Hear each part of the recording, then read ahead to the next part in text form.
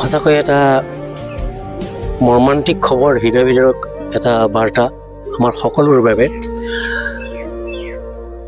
ভূপেন হাজৰিকাৰ পাছৰ যি শূন্যতা, সেই শূন্যতাটোক পূৰ্ণতা দিছিলে জুবিন গাৰ্গে। আৰু এই পূৰ্ণতাটোত আছিলে তেওঁৰ বহুমুখী প্ৰতিভাৰ স্বাক্ষৰ। আৰু ঠিক এনে এগৰাকী বহুমুখী প্ৰতিভাৰ সত্তাক অকাল মৃত্যু অসমৰ কাৰণে নহয়, সমগ্ৰ ভাৰতবৰ্ষৰ কাৰণে বা বিশ্ববাসীৰ সংগীত জগতৰ কাৰণে এটা অতিশয় এটা পৰিতাপৰ বিষয়। আৰু এই শূন্যতা পূৰণ কৰিব পাৰিব বুলি মই মনে নাথাকে।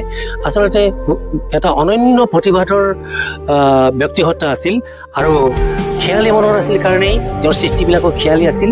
আৰু এনেকুৱা এটা 52 বছৰীয়া জীৱন অকালতে সামৰি যাব বুলি আমি কোনোদিনে ভবা নাছিলোঁ।